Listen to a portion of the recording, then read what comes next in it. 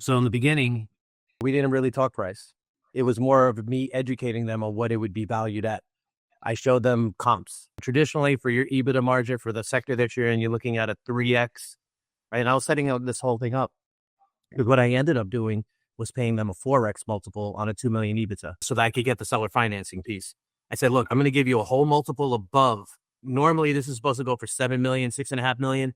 I'm going to pay you 8 million if you do seller financing. So I had to educate them on what their normal comps are. I went up on the APR because we did 7% at 12 years.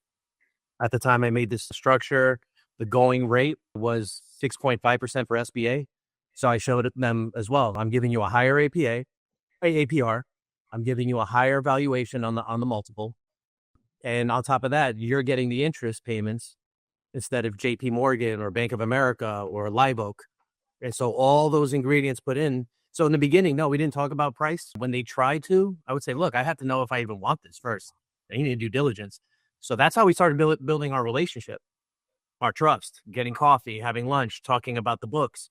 And it took about 2 months before we really started getting into, okay, I want this. How much is this going to be? How are we going to structure this? That's how that was. So you did all your due diligence before making them an offer? Yes. So, and so did you hire somebody for due diligence or you did it yourself? I did it myself. The only thing I hired external was third-party CPA firm to do a quality of earnings report. That cost about $6,200 because I did my analysis. I did everything. Because leading up to this, I used my GI Bill to get my MBA. So I went to the Robert H. Smith School of Business, University of Maryland, got my MBA there. And then I went on to Columbia Business School for private equity and venture capital.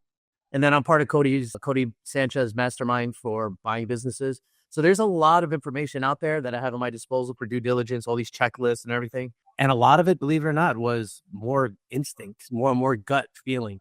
Looking them in their eyes and seeing, hey, so how much money are you bringing in year over year? Just asking him in different ways. Can you show me the bank accounts? What have you done with the excess money? Because, oh, we pulled it out and put it in real estate. Oh, can I see the real estate? So it's a lot of those kinds of questions. And after everything was said and done, I mean, I was proud of myself. I'm not going to lie. And quality of earnings came back right on the dime. 2 million in EBITDA. That was right there where I had it. So, And they've been doing 2 million for the last 3-4 years. yeah. Yeah. It was adjusted EBITDA over the last 3 years. Yeah. It was actually more 2 years during COVID because it's restoration. They did a lot of disinfecting for COVID. So they had a book of business that was like 2 million more than that. I did not want to predicate the valuation on that. So it was an adjusted EBITDA.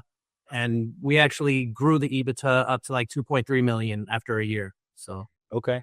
So you acquired so you did your due diligence, you made them an offer, then did you have to put anything down? nothing, zero that. And that's what broke their brain a little bit because they were like, can you put 500 down? I'm like, man, I don't have that. I really don't have that. I have $70,000 that I could put down to buy a dry cleaner. That's what I have. And I said I could put I have a Audi Q8 or whatever. I could put my Audi down. I mean, whatever that's going to do for you. I told him, I said, I don't feel comfortable putting my house on the line for anything. So at that point, we had already built a relationship for 2.5 months where they knew that I had success in corporate. They knew I had the leadership from the military. They've seen my path. They felt good about who I was as a person. And so I put it back on them. I said, here's 2 questions for you. Is the revenue in this business strong enough to pay the debt service? And they're like, oh yeah, of course. This is a strong business. Yeah, you're right. 2, do you think I'll run it to the ground or do you think I could run it? They're like, this is easy. You could definitely run it. Then let's go for this ride, guys. And they're like, all right. It was just it was a matter of fact kind of thing. Yeah. And they were like, well, it's kind of risky. I'm like, well, technically I'm paying you 3.8 million above your 8 million for that risk. They're like, why do you say that? I put an amortization table together. $8 million at 7% at 12 years is another 3.8. So I'm really paying them 11.8 million for this business just because they're getting the interest payments. And once they swallowed that and they saw the upside for them, they actually came back 6 months ago and they're like, hey, look, if you ever want to refinance, can you come to us first? Because they don't want to be refinanced out of this thing.